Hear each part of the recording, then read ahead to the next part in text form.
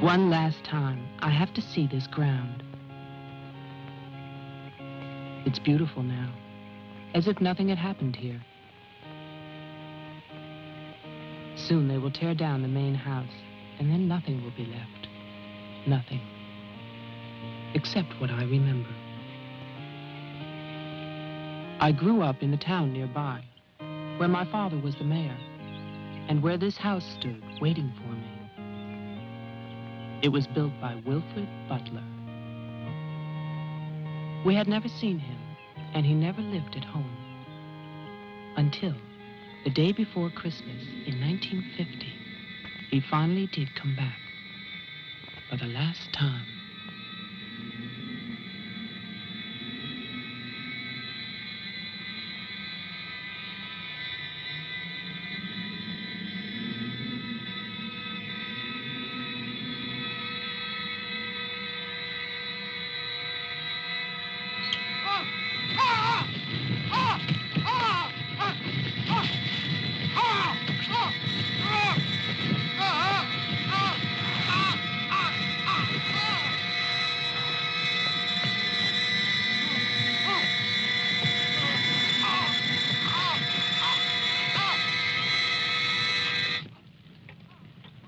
All of us believed that his death was an accident. No one knew that another person had come to Butler House that Christmas.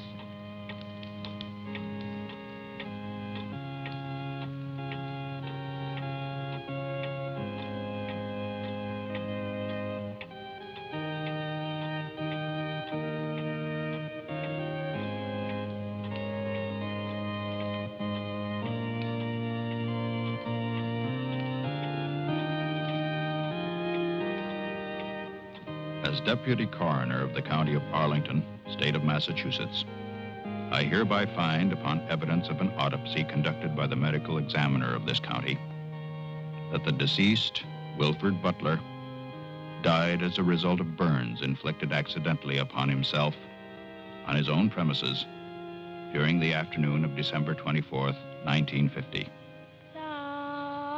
No further inquiry shall be held over the body of the deceased, and this inquest is officially closed.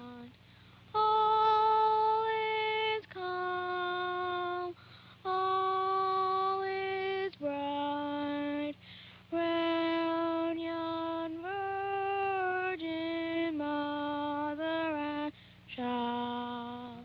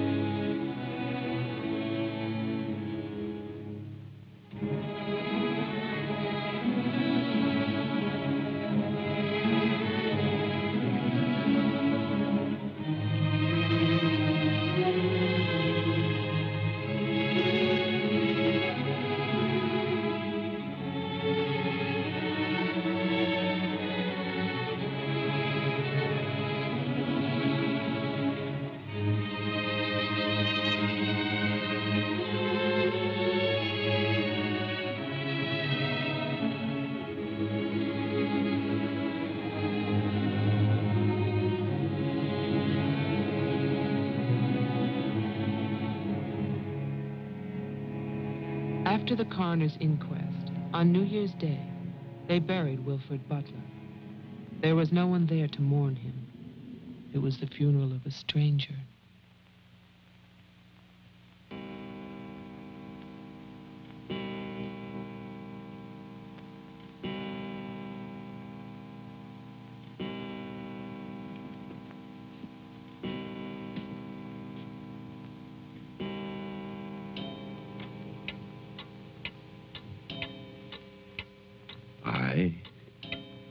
Wilfred Butler, being of sound mind and body,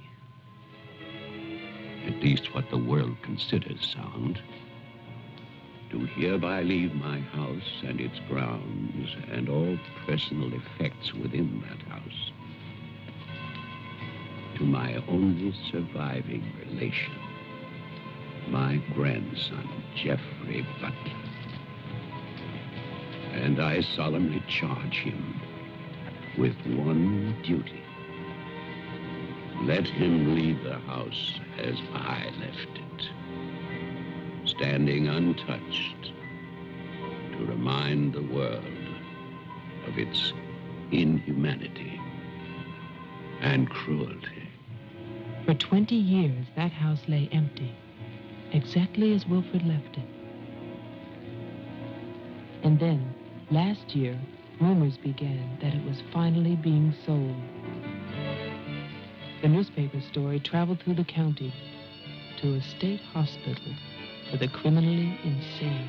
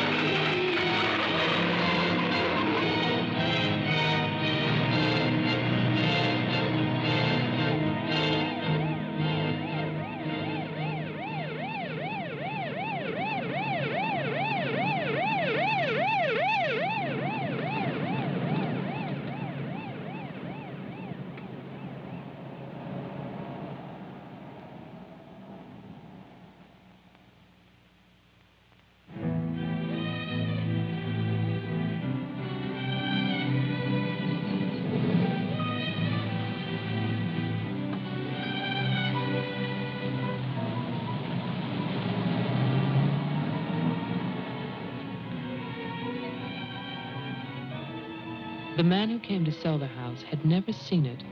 He was a lawyer from the city, just doing a job and enjoying it.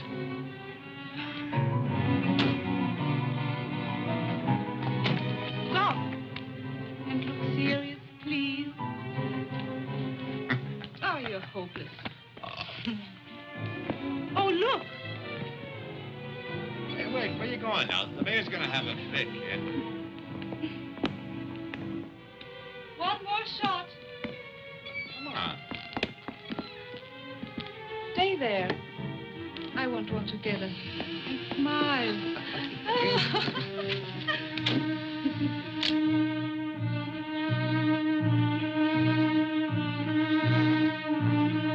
For all the news as it happens, stay tuned to WLIX, your voice of the Northeast.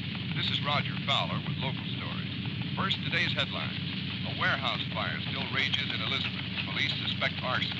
That escaped inmate at Margaretville State Hospital still at large, still hunted by state police. And over in Roxbury, the city passes a controversial housing code.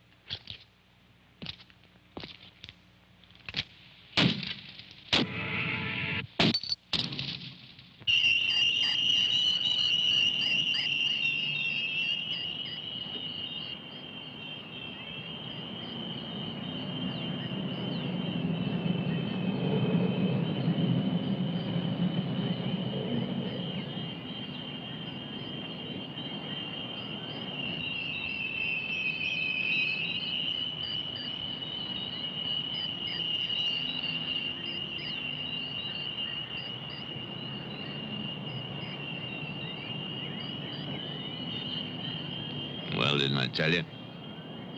It's beautiful. Can we see the rest of it? Honey, that was it. I think the mayor's waiting for me. My love is such an important man. Right. Laura always says that. Darling, What? Don't be long. Honey, if you get bored, just look at the view. Sooner or later, that viaduct's gonna take us back home.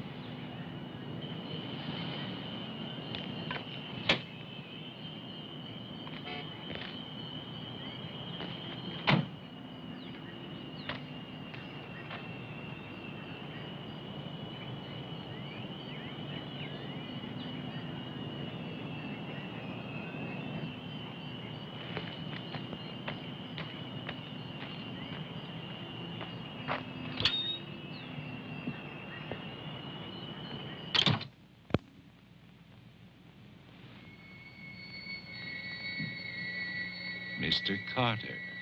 Mr. Mayor.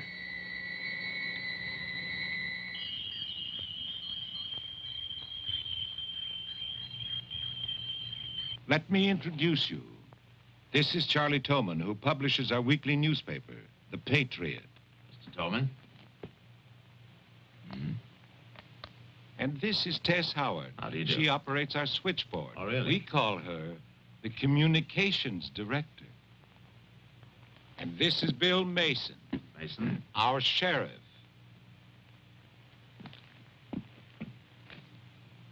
Won't you sit there, Mr. Carter, at the head of the table? Thank you. I didn't expect to meet you all together. It's quite a reception.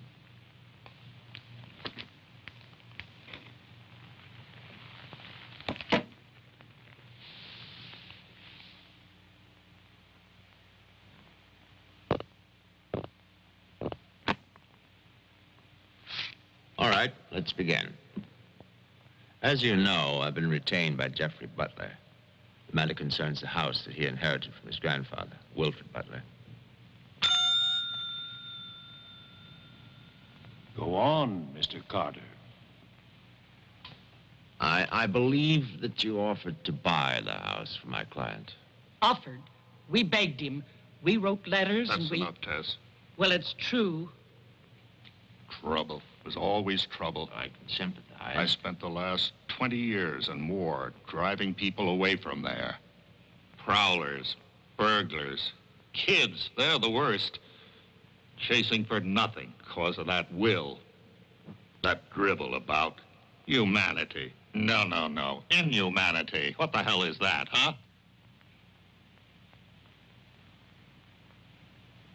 Yes, well, he was a bitter man. Hate. It must have been very hard. It must have been hate.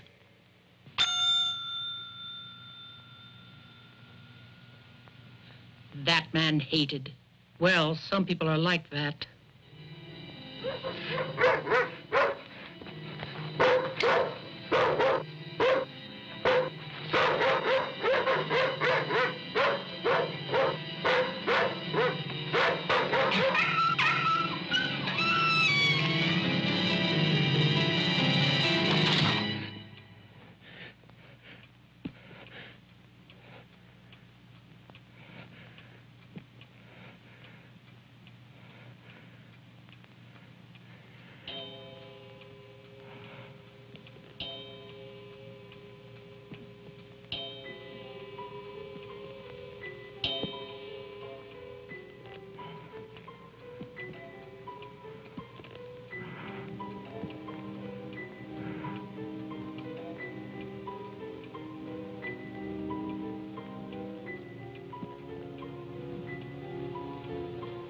The question is, well, do you still want the house?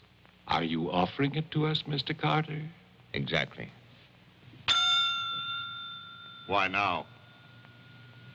Well, that's Mr. Butler's business, isn't it? You know we're not rich. Most of us came here during the Depression. But we love this town.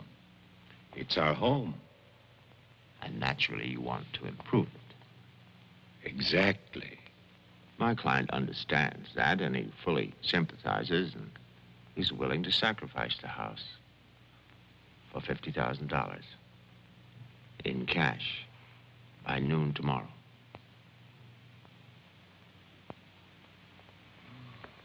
That's an awful lot of cash. It's also an awfully good bargain. You could go to Wilton. You could go now to the bank. Am I clearly understood? All that cash. Perfect. I'll wait for your answer till tomorrow. You're spending the night here? Yes. May I ask where? At the Butler House. We could put you up at the motel as our guest. No, the house is fine. The Paradise Motel. That's very kind of you, but I'm meeting Mr. Butler about some personal items. You'll want a phone. I can reconnect the line. Don't trouble, please. No trouble. You'll need a phone. Don't want to be stuck out there. Mm-hmm. Well, you've convinced me. Thank you. By the way, have you known Mr. Butler a long time? No, I've never met him. He called me and asked me if I'd handle this for him. I said yes. He had the key delivered to my office. Mr. Mayor, Sheriff, Mr. Tolman, Miss Howard, see you all tomorrow. In fact, I'm looking forward to it.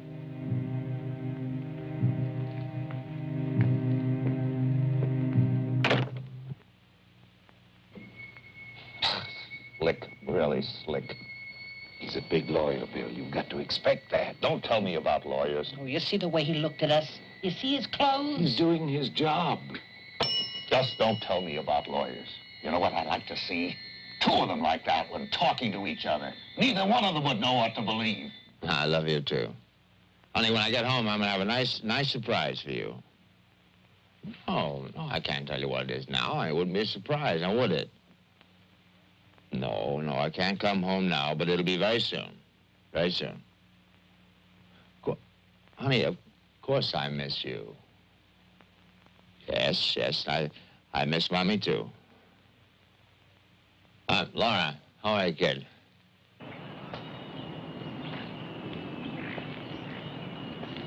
So I'll call tomorrow. No, I want to call. I want to talk to Jenny. Yeah, well, as a matter of fact, I'm having a fine time. Well, same to you, darling. What do you mean, hostile?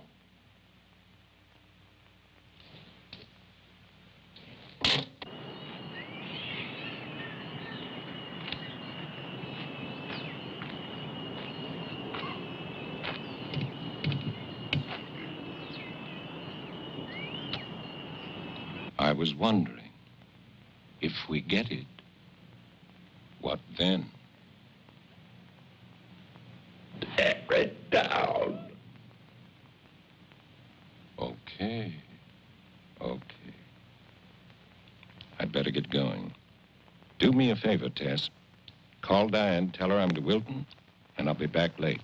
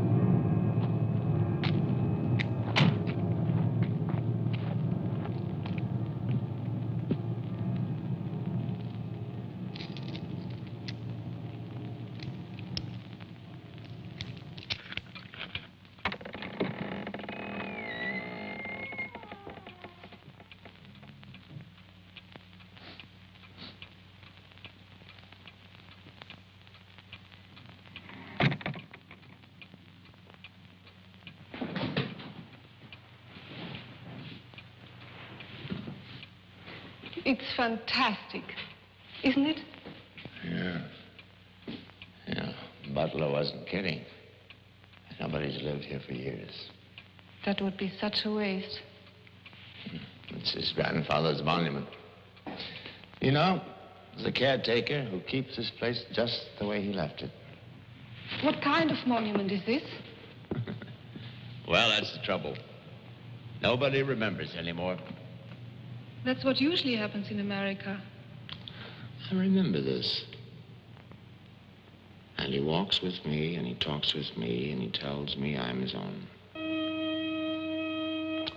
And he walks with me, and he talks with me, and he tells me I am his own, and the joy he shares as we tarry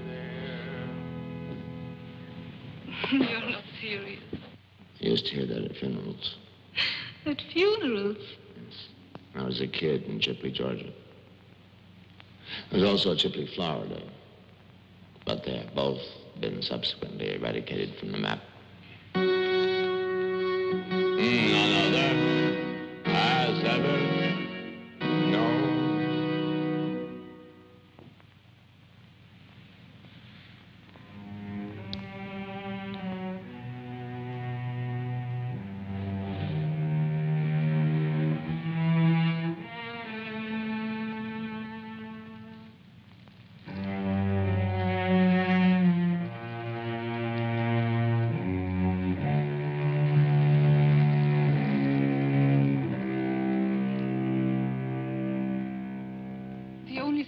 Was a delicatessen, so I brought you pastrami, salami, potato salad, macaroni, everything you like.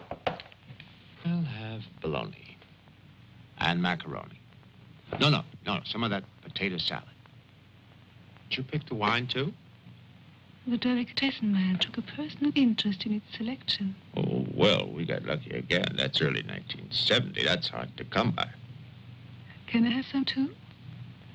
Of course you may.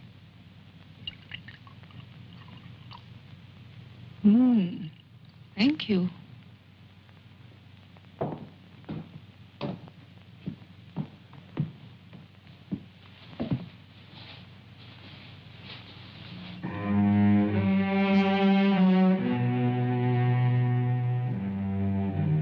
It must have been wonderful. What? The people who lived here. They must have had a wonderful life.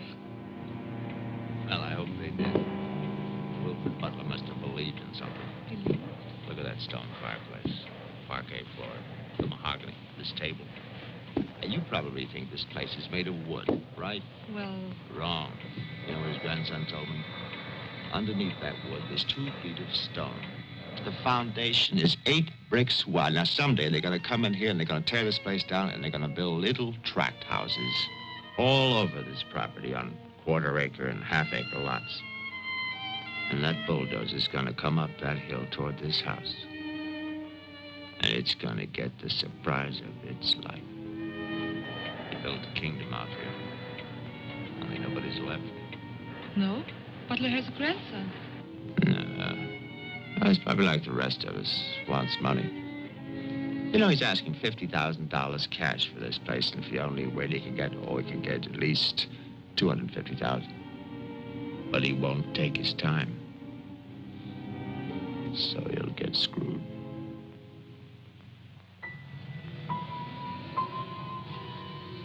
Do you want to go upstairs now? Soon. You know, one of the great pleasures in life is the pleasure of anticipating pleasure. Isn't it? We are very close now, aren't we? Sure, honey. Very close.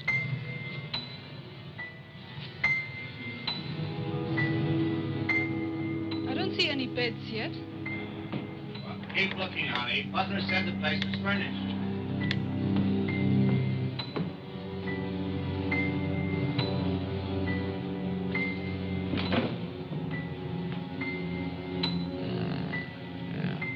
It's furnished.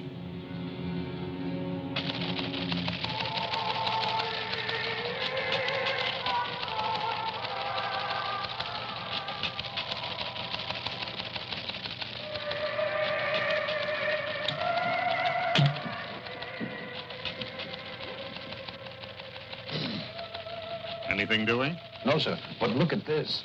More football, huh? Look how they smeared that quarterback. Look at his arm. Got no time now. Go test. How about that telephone up at the Butler house? Is it working? Well, try it now. I'll wait.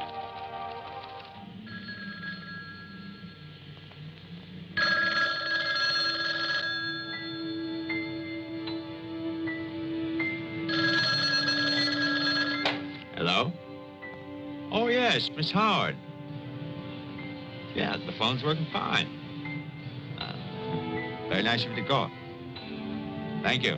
Good night. Honey, I'm going down to the car to get some cigarettes. Be back in a minute. Okay. Don't get lonely. No, no.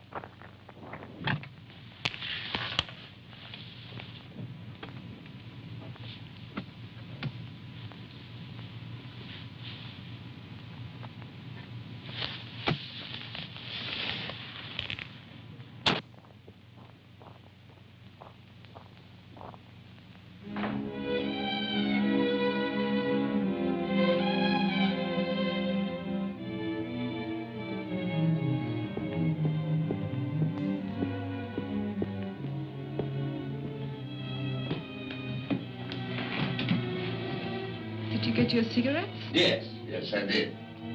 May I have one? Sure.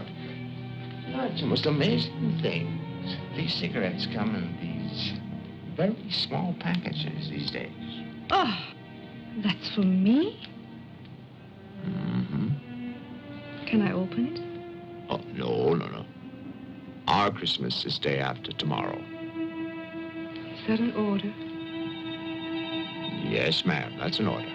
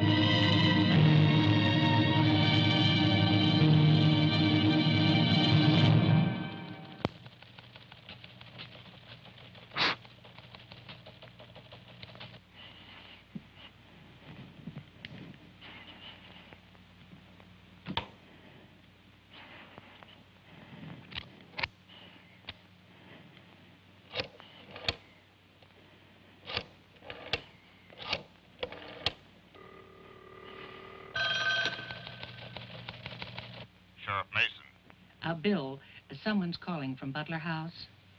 Okay, put him on. Go ahead now. Mr. Carter? I'm not Carter. Who is this? The honor. Butler. I'm worried, Sheriff. Carter's not here. Speak up, I can't hear you. I can't. I'm sick. Can you come here? What is it? What's wrong? His car's here, but he's gone. Won't you come? Okay. Now, you stay put in that house. I'll wait for you. Please, hurry. I'm afraid. Now, take it easy. I'm coming.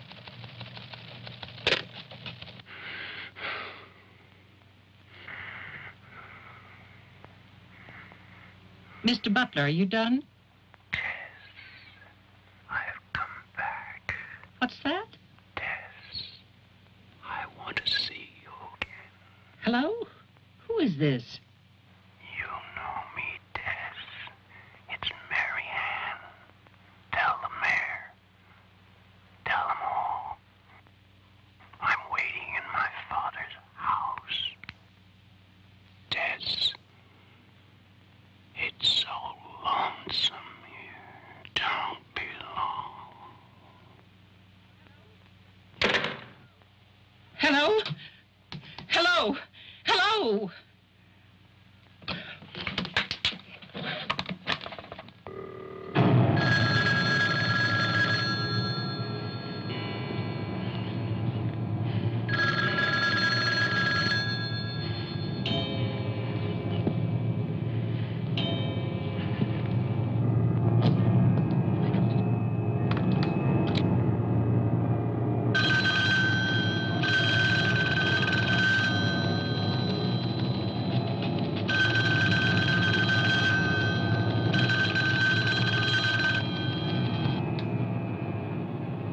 Oh, my God, where is everybody?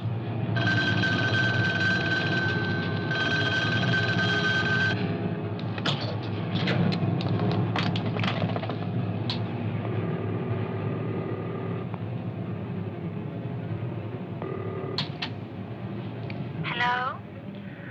Oh, Maggie, thank goodness. What is it, Tess? Something's come up. Something urgent. Can you start early? Oh, honey, I'm watching TV. Maggie Daly, you get yourself over here. What is it? Just get moving, Maggie. Just please hurry.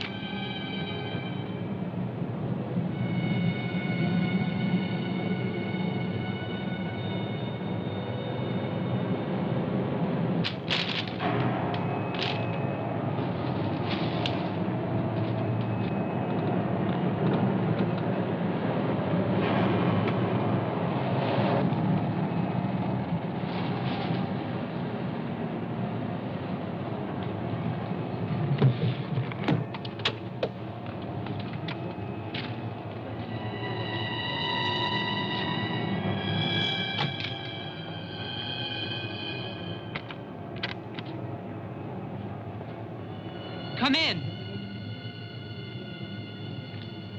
It's open. Okay, mister, that's far enough. What do you want here? Mayor, Try again. My father's not home. And don't move. you want me to put my hands up?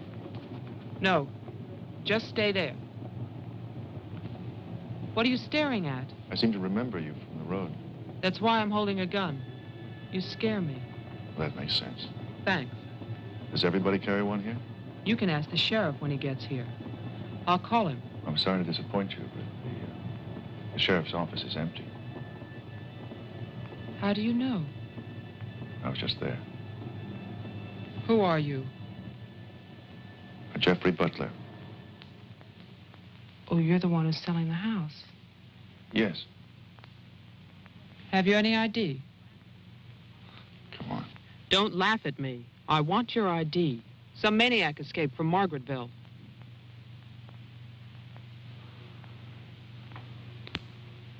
Okay.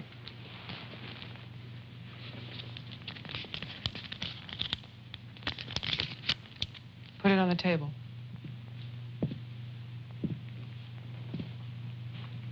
Now go back.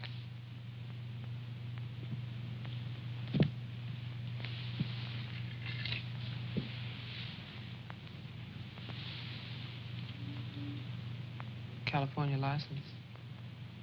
Lucky you. Would you like to see my maniac card from the asylum? They give you one when you escape. There's a big scarlet M on it so people won't get confused. Okay. Look, I'm sorry about the gun. My father's in Wilton getting your money. All I want to do is to get into my house. The sheriff's deputy might have a key. He's about the only one I know of. Well, where's he? You go down the road about 1.5 miles till you come to a white house with a white fence, and then you can't miss it. Thanks. That's okay. Merry Christmas. Same to you.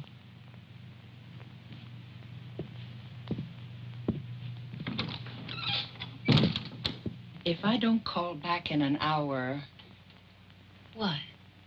Call the mayor or Mr. Tone and nobody else. Promise me you'll do that. Well, sure. Mark it down, honey, so you'll have it. Sheriff to 301. I'm heading west on Route 5 to Butler House. You'll hear from me.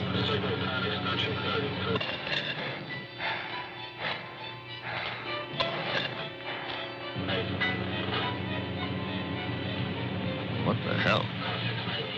That light out there.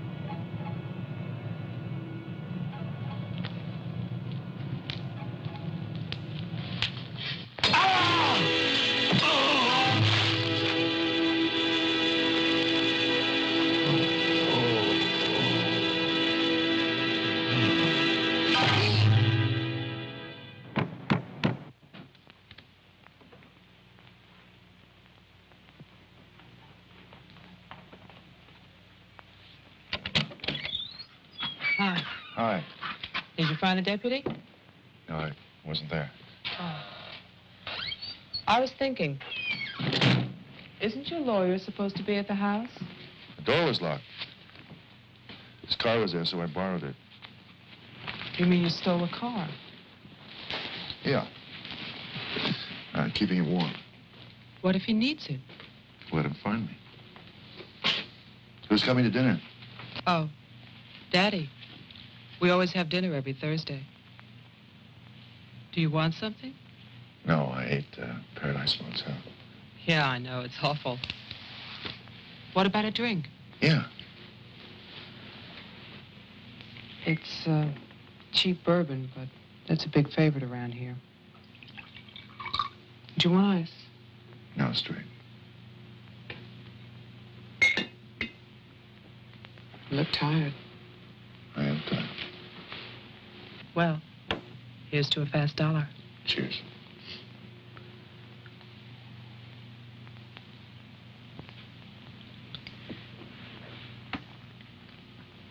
Why did you decide to sell the house?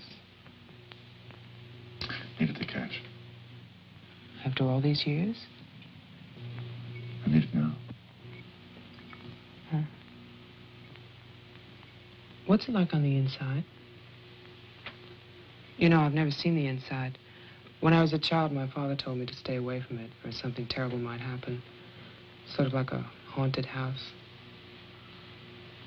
I haven't seen it either. You're going to sell it and you've never seen it? Yeah. Oh, it's too bad. It's about the only place to see around here. Oh, I forgot. Someone keeps calling with a message for my father. She says that she's waiting at your house, in the reception room. What woman is waiting in my house in the reception room? Oh, I don't know. It's not a voice that I know. I better go out then. Can I come too? What for? I'm pushy. I suppose you'll be going back to California soon. California? You said you lived there, remember? No, I'll be traveling. Jeff, look. It's the sheriff's car.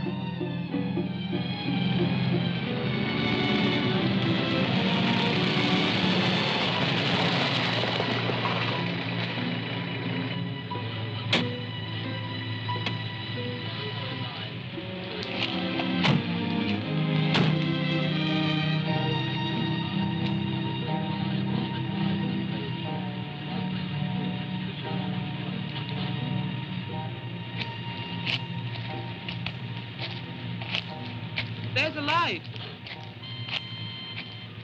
Look at that tombstone. Pretty cheerful. Who bears the cross shall wear the crown. Wilfred Butler. My grandfather. Oh.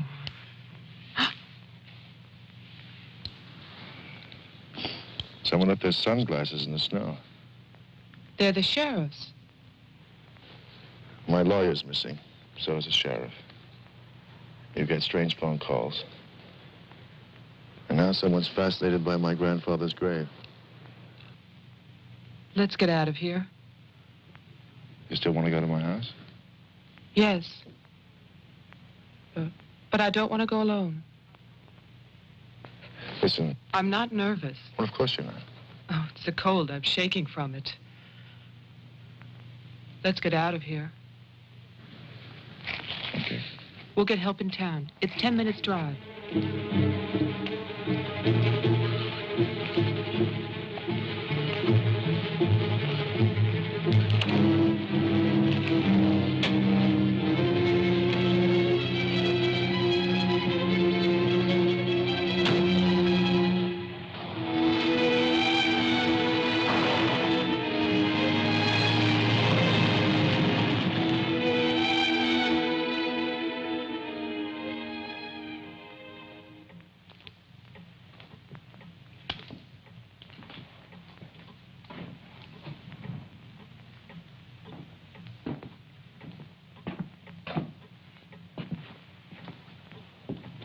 Good night, Mr. Toman.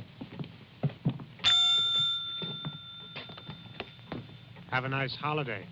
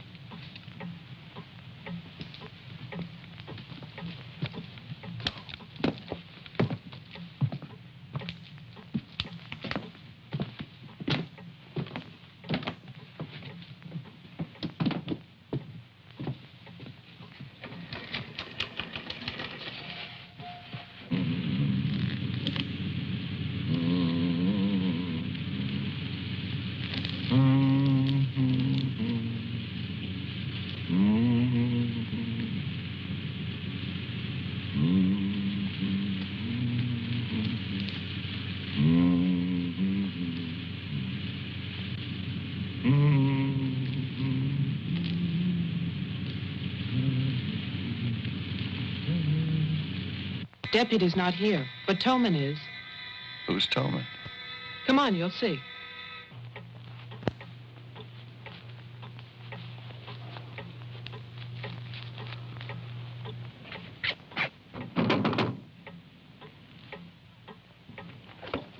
Mr. Toman, wait.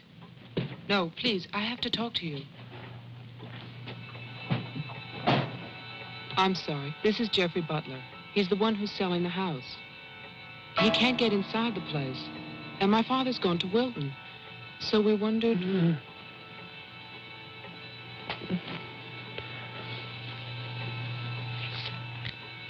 Anything wrong? He'll tell us.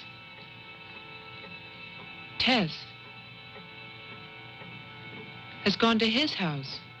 Why would she go there? I don't know.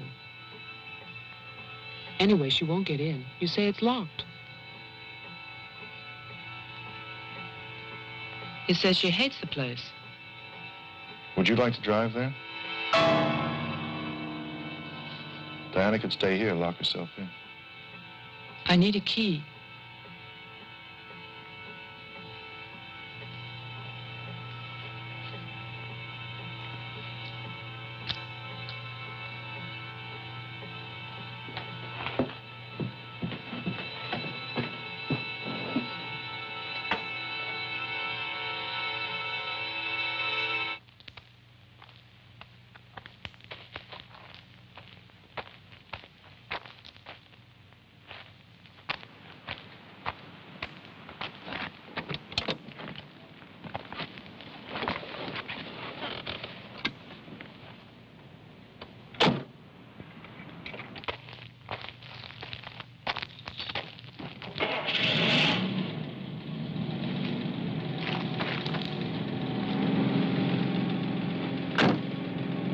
Oh, man, this isn't my house. It's Tess's.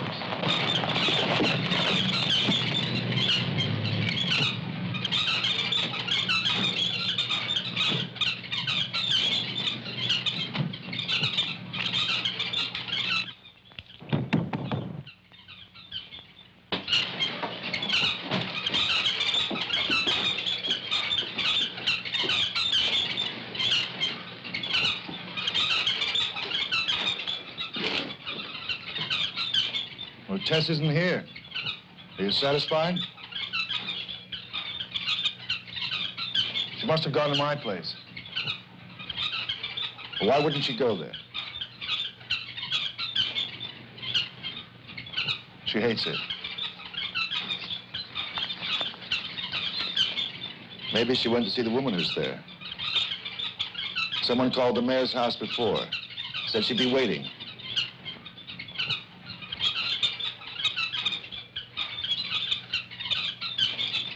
What is it?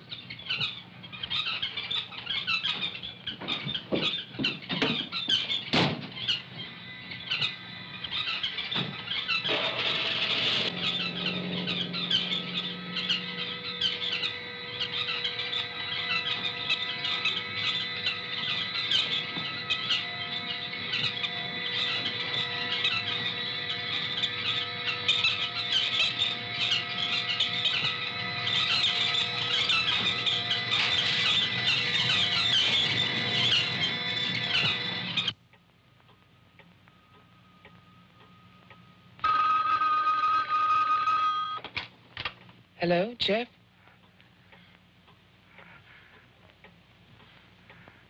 Hello? Is anybody there?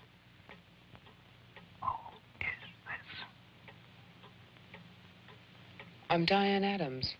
I spoke to you before. Bring your father to the house. This is Marianne. Tell him I have the diary. I'm waiting. Who are you? He'll know. Christmas Eve, 1935. Hello? Hello?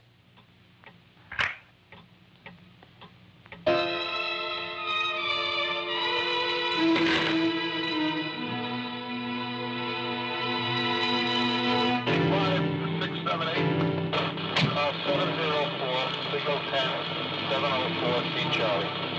704, signal 10, 704 C Charlie.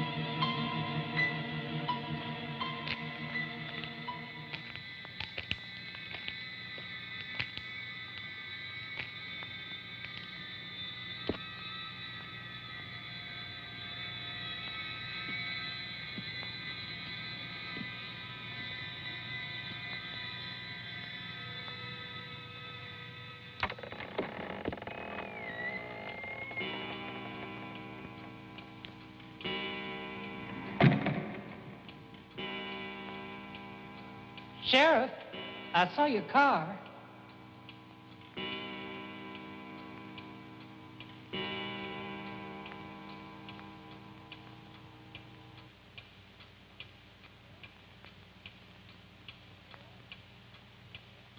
Bill? Is that you?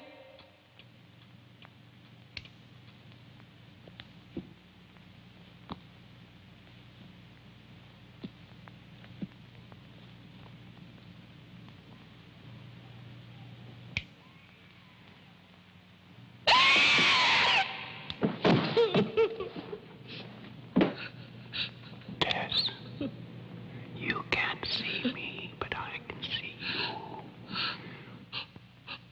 you. Oh, yes, I remember that face. You're older now, and fatter, but still Tess.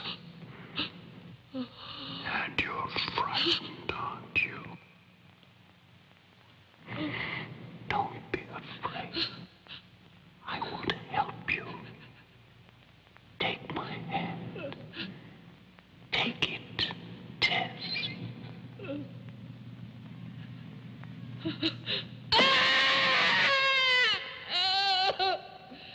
1920. The person on the telephone said 1935, Christmas Eve. But that's not the beginning. In 1927, Butler House was restored by Wilfred Butler.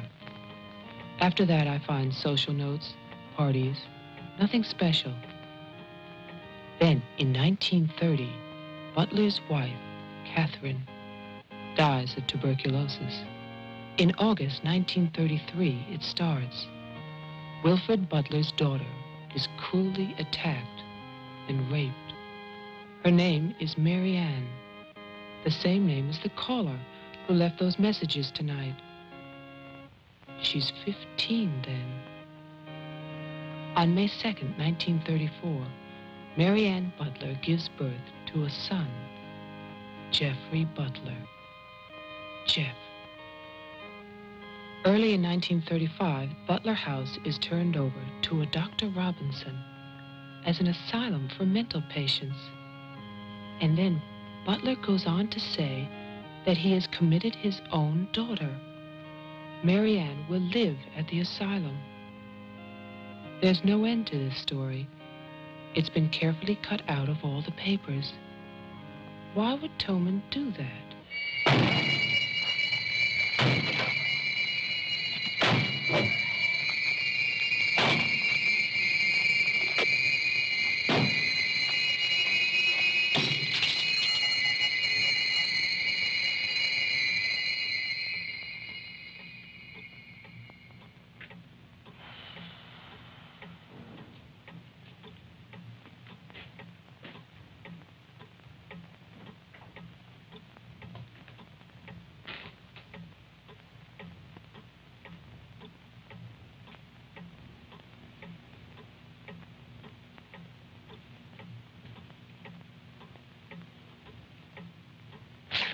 You scared me.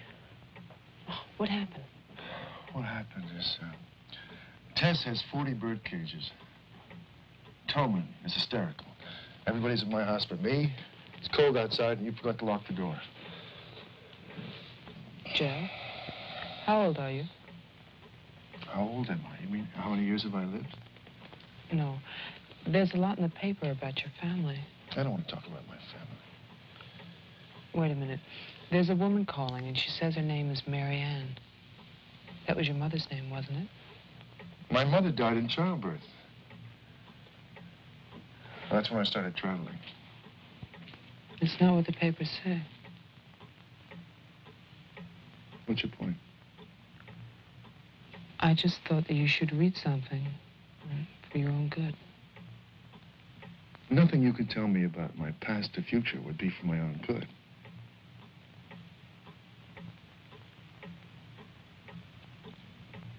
Where is the paper? It's on the table.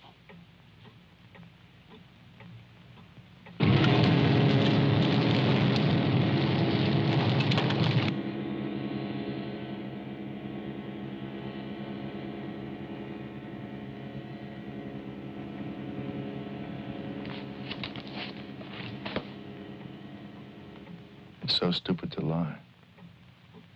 I missed the whole event. Jeff, maybe your mother's still alive. Maybe she's waiting for you at the house. I don't know.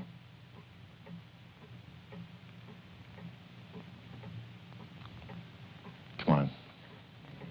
No more side trips. Let's go out there.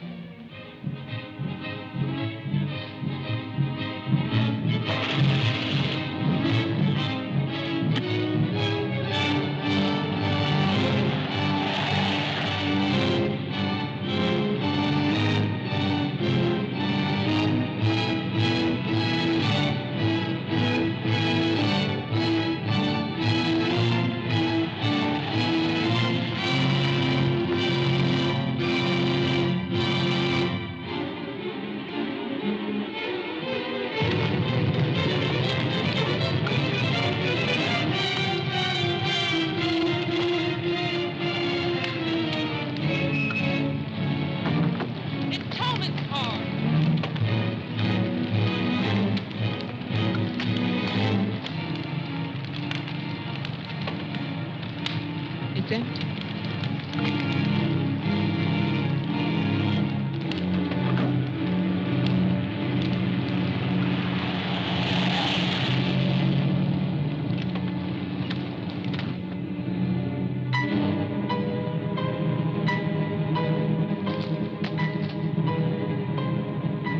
Jeff, look!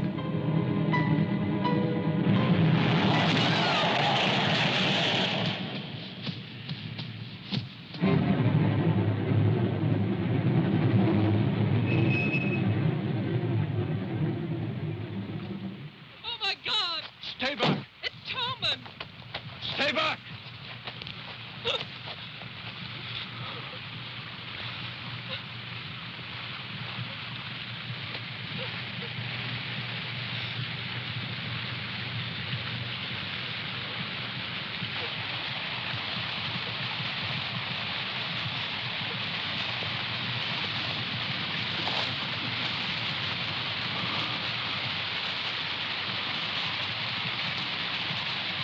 She's dead.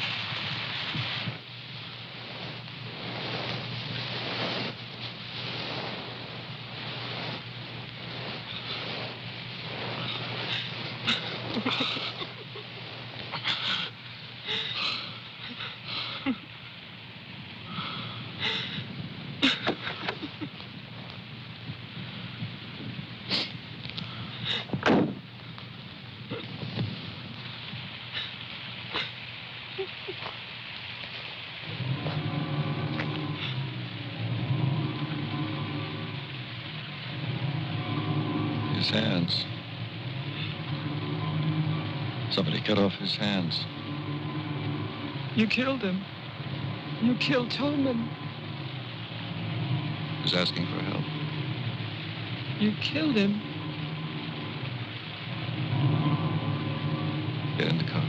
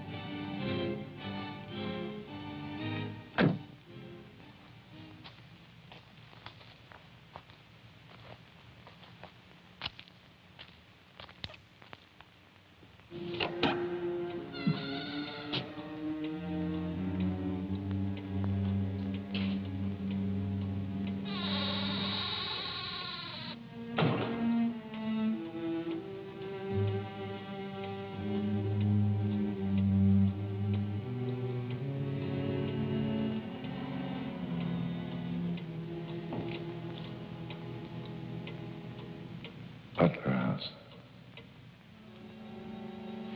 The keys. He took them.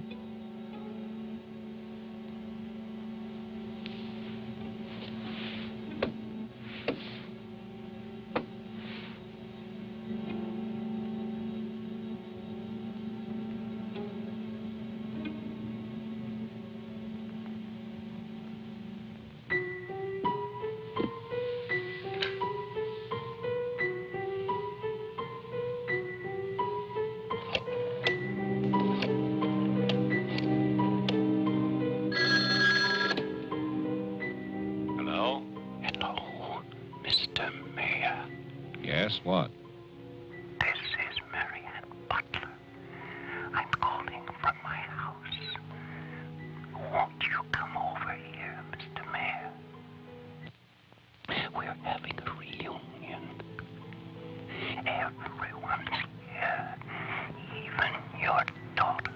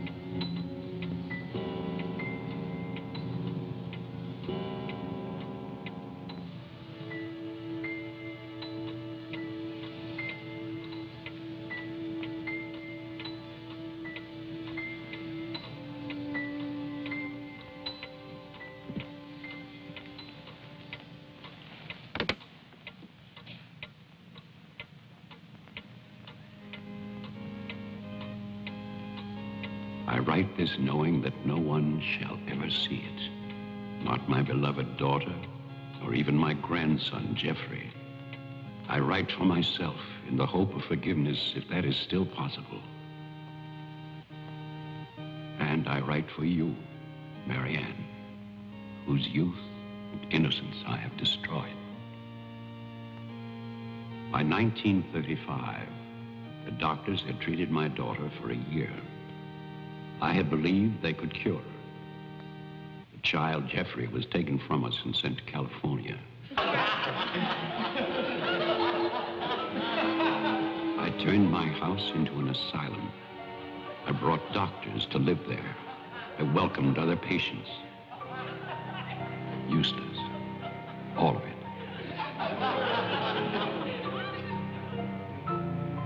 I remembered what she had been. There was never a lovelier, happier child.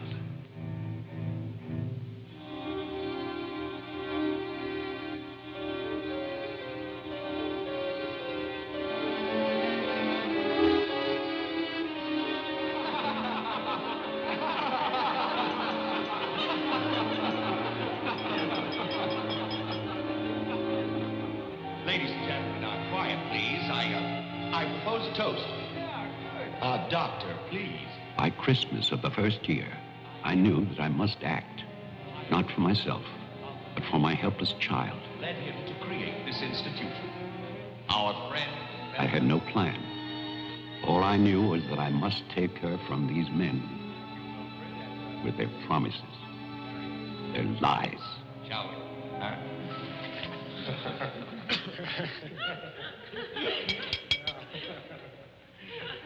For he's a jolly good fellow, for he's a jolly good fellow, for he's a jolly good fellow, which nobody can deny, which nobody can deny, which nobody can deny, for he's a jolly good fellow, which nobody can deny.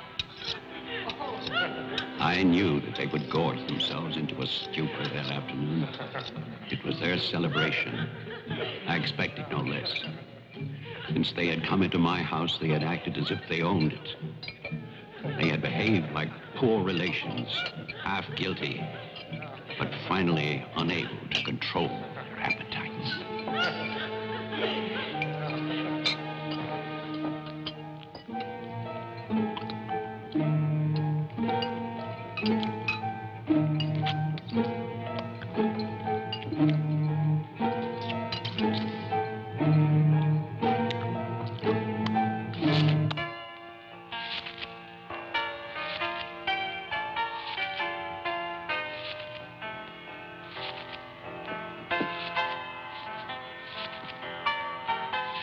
After dinner, they danced and drank as they usually did.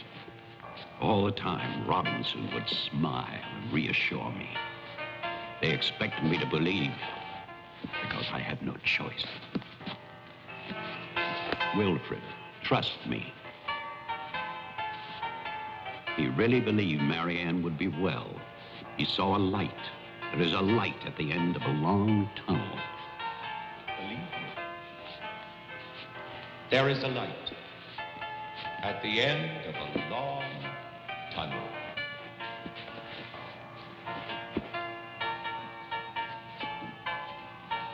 Stay here, Doctor. I'll get more champagne. He was ready. I knew it. Drunk and fat and full of his own importance. I left then.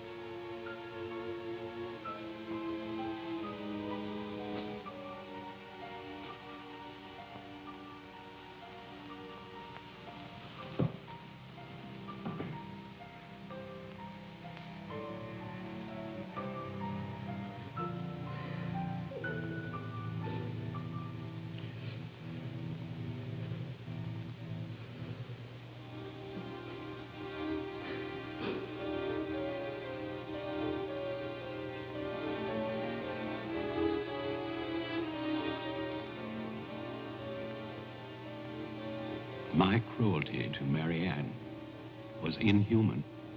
I know that. I had loved her. I had fathered our child, Jeffrey. I had brought her to this. But I swear that on that afternoon, all I wanted was to save my child.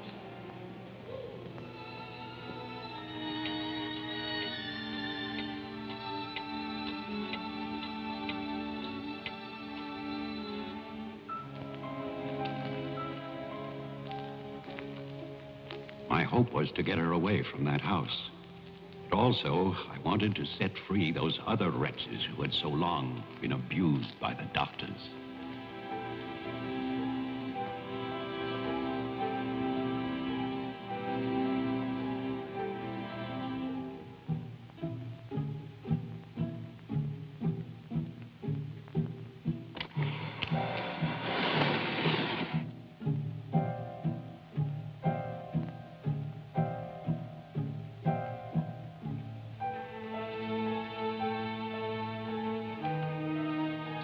I knew what they might do if these inmates were freed.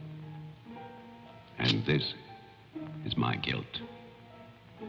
I knew, and still I freed them.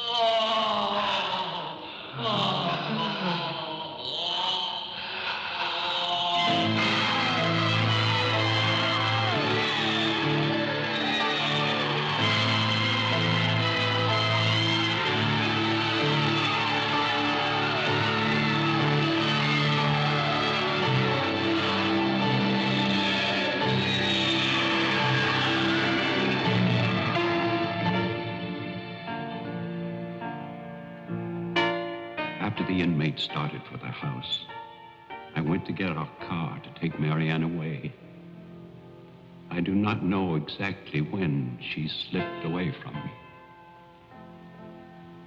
I assume that when they saw her in the dining room, the inmates believed her to be part of that household which they hated.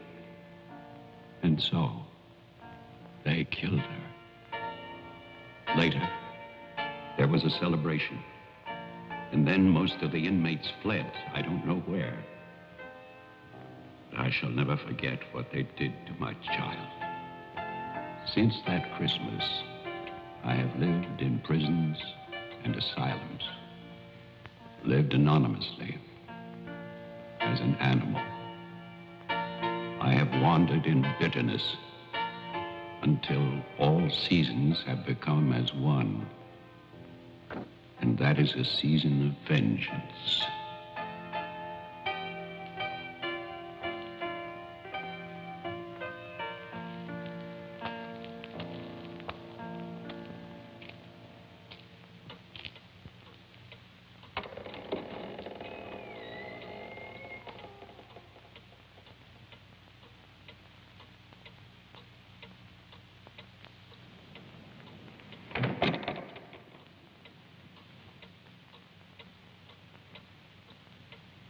Jeff.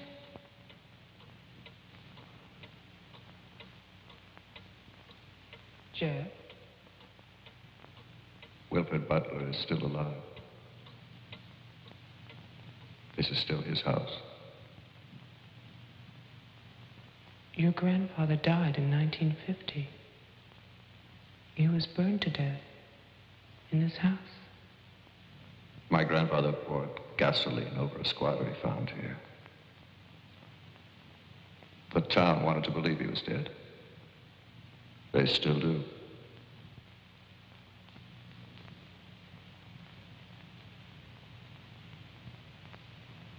This house was an asylum. There was a massacre by the inmates. Tess, Tolman, the sheriff. Your father. No. All inmates. They killed my mother in this room.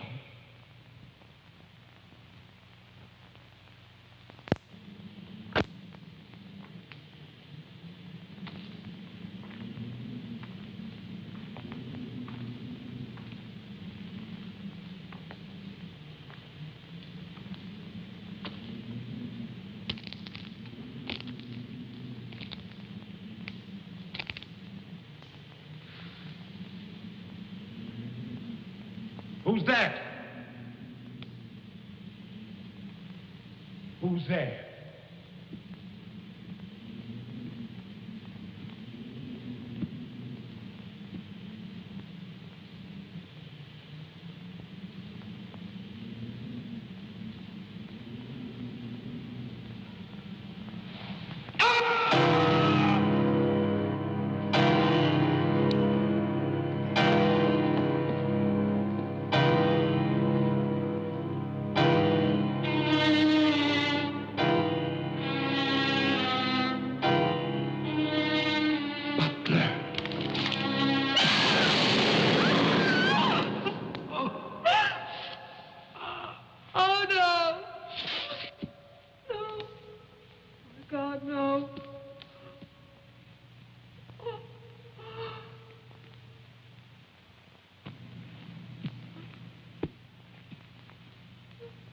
Daddy?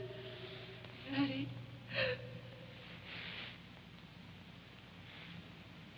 Diane? Jeff? Jeff? No.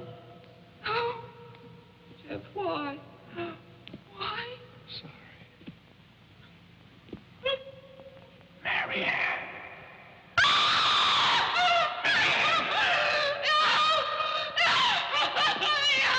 Don't run away. Don't. I'm your father. Don't be afraid. I won't hurt you. Please. It's all right.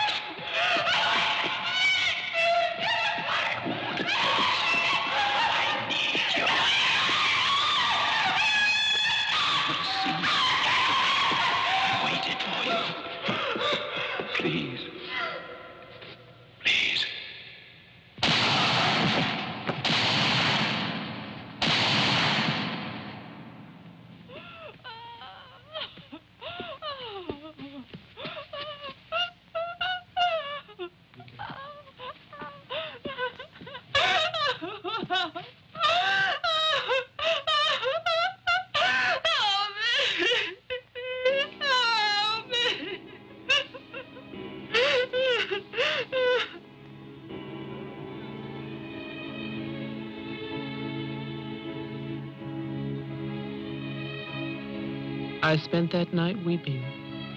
By morning, there were no more tears.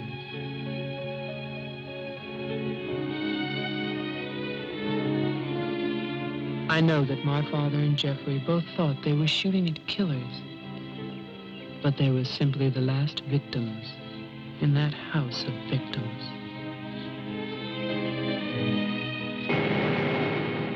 And now, a year later, they will tear down Wilfred Butler's monument. But they can never destroy my memories of what happened here.